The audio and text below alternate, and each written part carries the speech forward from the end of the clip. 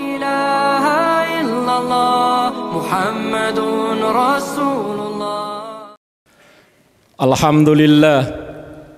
Alhamdulillahi Rabbil Alamin. Alhamdulillahilladzi lahu ma fis samawati wa ma fil ard wa lahul hamd fil akhirah wa huwal hakimul khabir.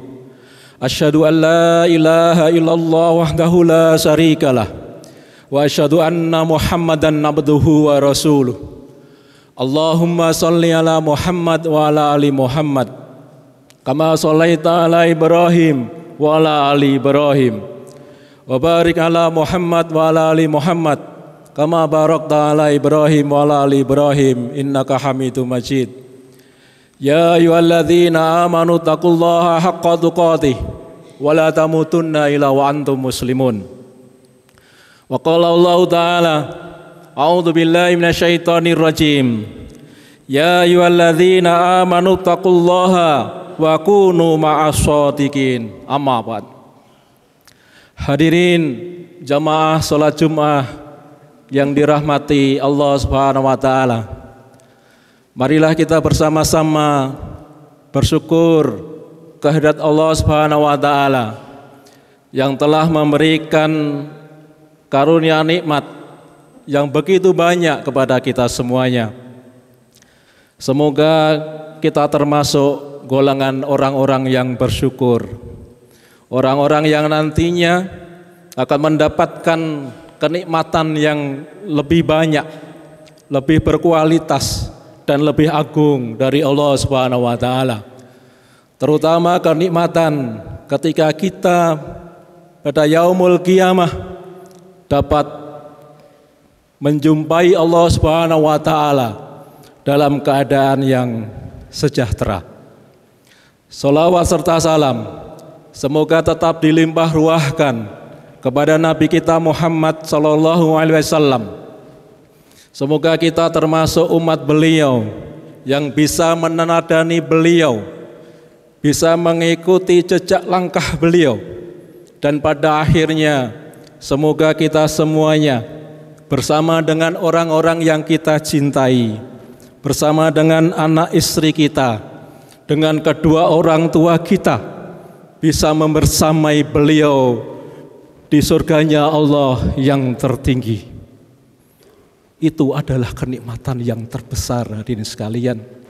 Ketika kita bisa menggandeng istri kita, menggandeng anak kita, menggandeng kedua orang tua kita menuju tempat yang mulia di sisi Allah Subhanahu wa taala, surganya Allah Subhanahu wa taala. Dan itu semuanya harus kita perjuangkan, harus kita upayakan. Bagaimana caranya? Salah satunya kita harus selalu meniti jalan takwa.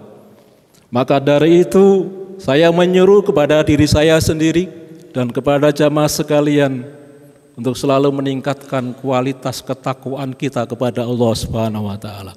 Karena demi Allah, Allah tidak melihat jabatan kita di dunia. Allah tidak melihat kekayaan kita di dunia. Allah tidak melihat nasab kita. Semuanya itu dikesampingkan oleh Allah Subhanahu wa taala. Yang dilihat kualitas kemuliaan manusia itu adalah ketakwaan. Inna akramakum indallahi atqakum.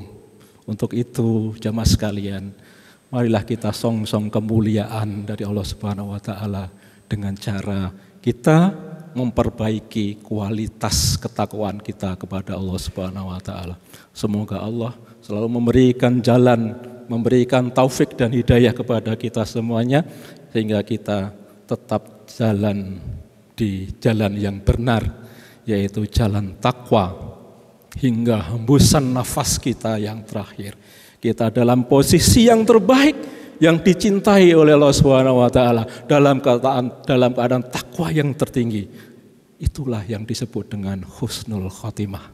Semoga kita dimatikan oleh Allah Subhanahu wa taala dalam posisi yang terbaik, kondisi yang terbaik, dalam iman yang tertinggi dengan takwa yang tertinggi. Dan semuanya itu harus kita perjuangkan.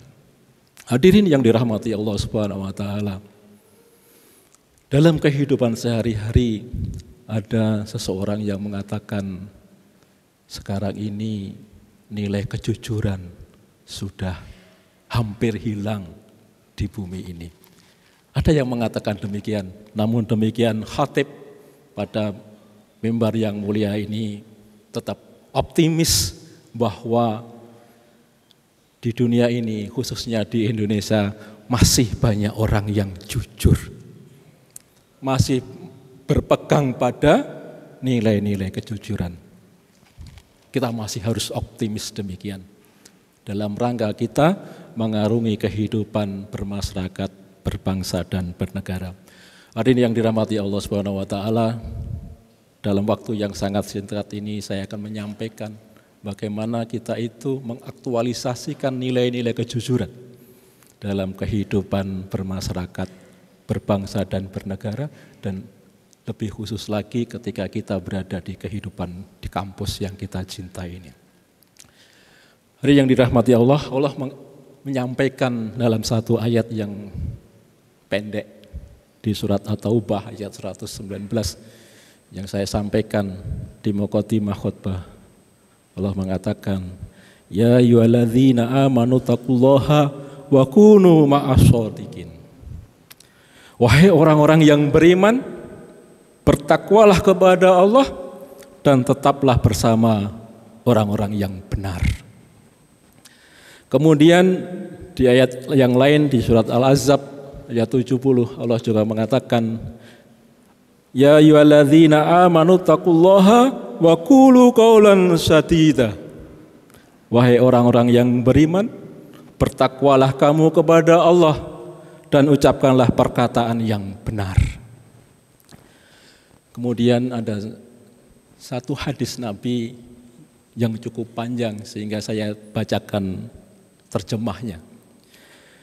Sesungguhnya kejujuran menunjukkan kepada kebaikan, dan sesungguhnya kebaikan menunjukkan kepada surga.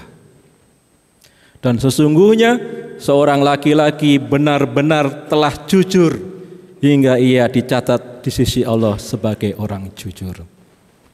Jadi yang dirahmati Allah, ketika di khutbah saya yang awal tadi mengatakan bahwa kita ingin mendapatkan surga yang tertinggi bersama dengan orang-orang yang kita cintai, bersama dengan anak kita, bersama dengan istri kita, bersama dengan kedua orang tua, ketika bersama paman kita mungkin, bersama bibi kita.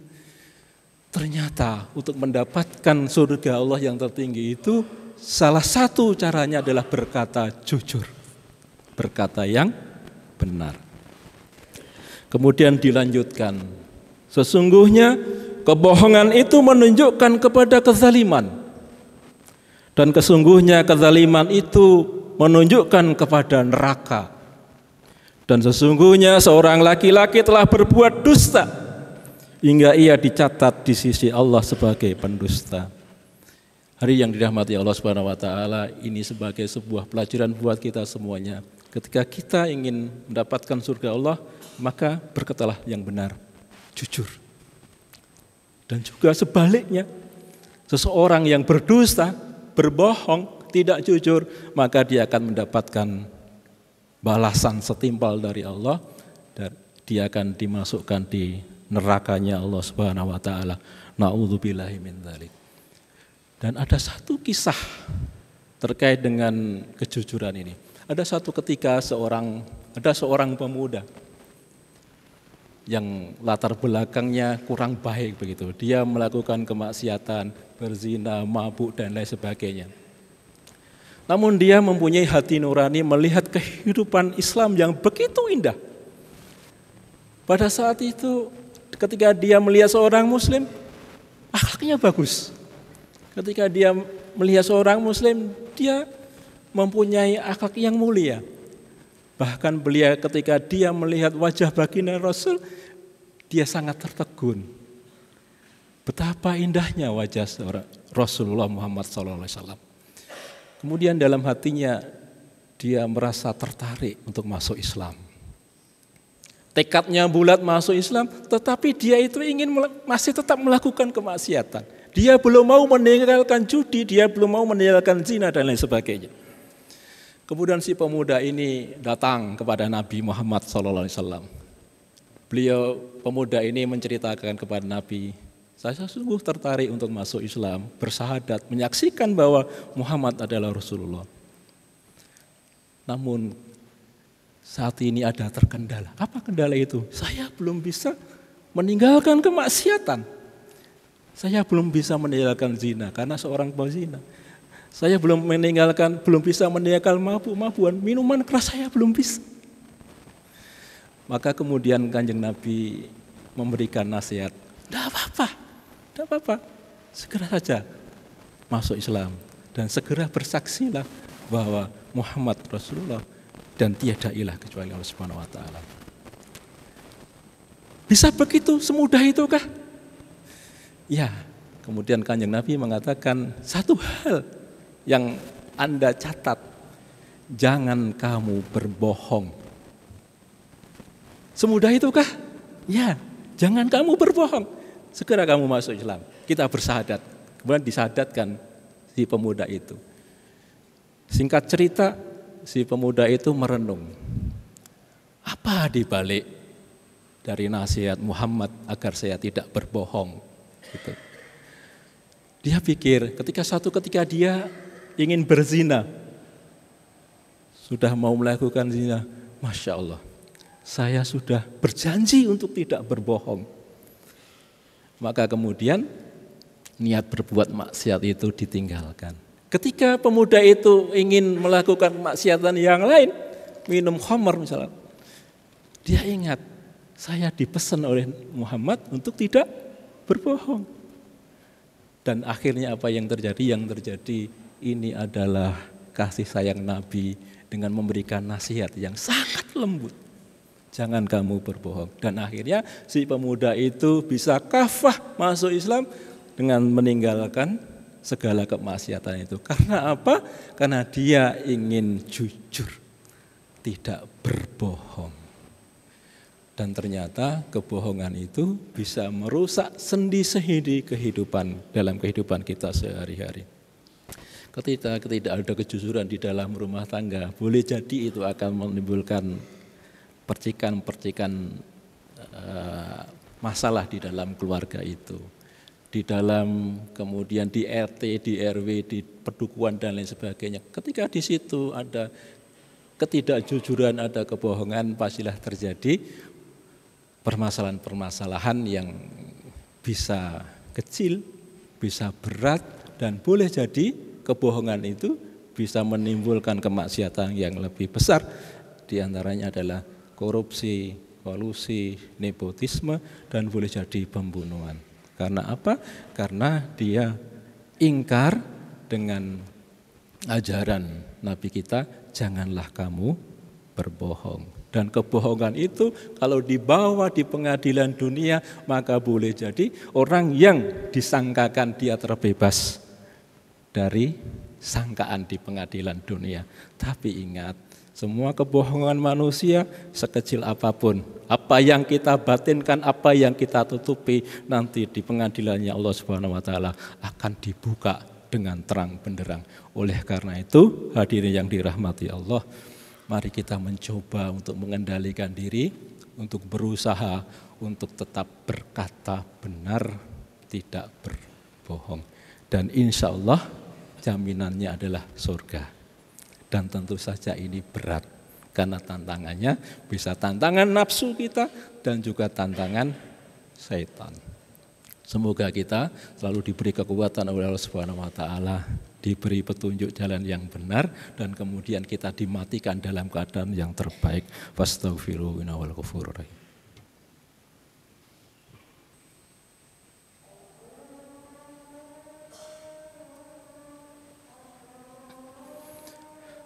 Alhamdulillahirabbil alamin wa bihi nasta'inu ala umuri dunya waddin. Asyhadu an la ilaha illallah wahdahu la syarikalah wa asyhadu anna Muhammadan abduhu wa rasuluh. Allahumma shalli ala Muhammad wa ala ali Muhammad. Ya ayyuhalladzina amanu taqullaha haqqa tuqatih wa la tamutunna illa wa antum muslimun. Hadirin yang dirahmati Allah Subhanahu wa taala, dari sisa-sisa hidup kita di dunia ini, marilah kita gunakan dengan sebaik-baiknya untuk mendapatkan kemuliaan dari Allah Subhanahu wa taala. Tentu saja dengan cara kita taat kepada Allah, menjauhi larangan-larangan Allah, dan berusaha sekuat tenaga kita sebisa mungkin meninggalkan larangan-larangan Allah Subhanahu wa taala. Semoga ketika sudah bertekad berazam untuk melakukan itu, semoga itu dicatat oleh Allah Subhanahu wa taala sebagai amal kebaikan yang nantinya akan menjadi bekal kita untuk menghadap Allah Subhanahu wa taala. Karena boleh jadi yang duduk di sini atau yang berdiri di mimbar ini hidupnya tinggal 1 hari. Boleh jadi nanti malam kita dipanggil oleh Allah Subhanahu wa taala. Boleh jadi besok pagi kita dipanggil oleh Allah Subhanahu wa taala. Boleh jadi sore nanti, boleh jadi sore depan dan seterusnya. Maka dari itu mari kita persiapkan kematian yang semakin dekat itu dengan taat kepada Allah Subhanahu wa taala. Konteks khutbah saya pada siang hari ini adalah mari kita berusaha untuk berkata benar, jujur, karena semuanya itu akan dimintai pertanggungjawaban oleh Allah Subhanahu wa taala. Kebaikan yang kita lakukan akan dibalas dengan kebaikan yang berlimpah dari Allah, karena itu bentuk rahmat Allah. Keburukan dosa kita itu akan dihapus oleh Allah ketika kita bertobat kepada Allah Subhanahu wa taala, dan itu adalah rahmat Allah Subhanahu wa taala. Maka dari itu janganlah kita sia-siakan rahmat Allah yang dibuka begitu luas oleh Allah Subhanahu wa taala yang berupa ampunan itu. Jangan sampai kita terlena, ternyata tahu-tahu besok malam kita mati. Dan mari kita berdoa kepada Allah, semoga doa-doa kita dikabulkan oleh Allah Subhanahu wa taala dan dicatat sebagai amal kebaikan. A'udzubillahi minasyaitonirrajim. Bismillahirrahmanirrahim. Qul huwallahu ahad, Allahus samad, lam yalid wa lam yulad wa lam yakul lahu kufuwan ahad. Allahumma shalli ala Muhammad wa ala ali Muhammad. Allahumma ghfir lil muslimina wal muslimat wal mu'minina wal mu'minat al ahya'i minhum wal amwat. Rabbana dzalamna anfusana wa illam taghfir lana wa tarhamna lanakunanna minal khasirin. Allahumma inna nas'alukal huda wat tuqa wal afafa wal ghina. Allahumma inna nas'aluka ilman nafi'a wa rizqan thayyiba wa amalan mutaqabbala. Allahumma rabbana dzalamna anfusana wa illam taghfir lana wa tarhamna lanakunanna minal khasirin.